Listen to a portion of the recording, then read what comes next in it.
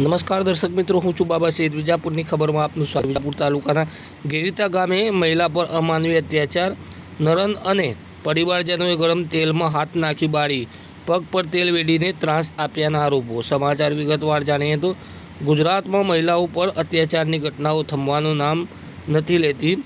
વિજાપુર તાલુકાના ગેરીતા ગામમાં એક મહિલા પર તેની નરન અને તેના પરિવારજનોએ અમાનવીય ત્રાસ આપ્યો છે. આ ઘટનામાં મહિલાને ખોટા આરોપોમાં ગરમ તેલમાં હાથ નાખીને બાળી દેવામાં આવી અને પગ પર તેલ વેડીને ગંભીર ઇજાઓ પહોંચાડવામાં આવી છે.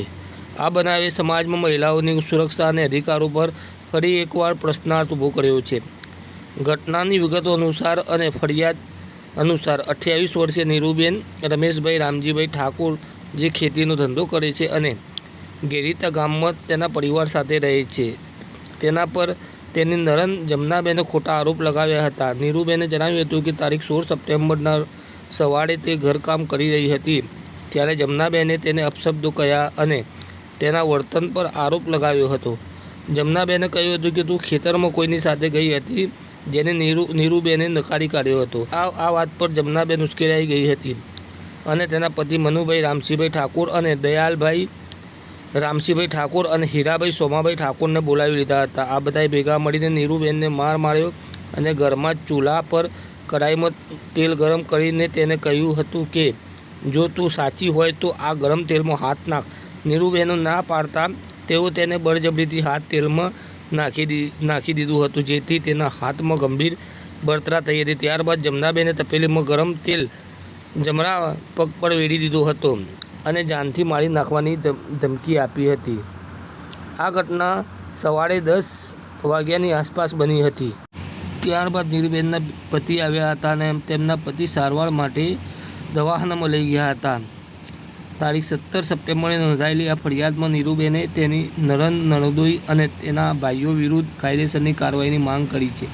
નીરુબેનના લગ્ન 13 વર્ષ થયા છે અને તેના 2 સંતાનો છે. 11 વર્ષનો પુત્ર રોહિત અને એક પુત્રી છે.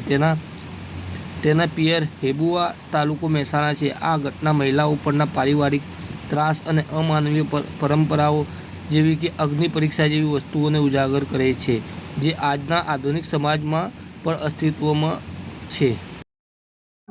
કયું ગામ? ગિરિતા. આજે જે બનાવ બન્યો છે, તમારે એ શું બાબતે શું કહેશો? તમારી સાથે શું બનાવ બન્યો હતો?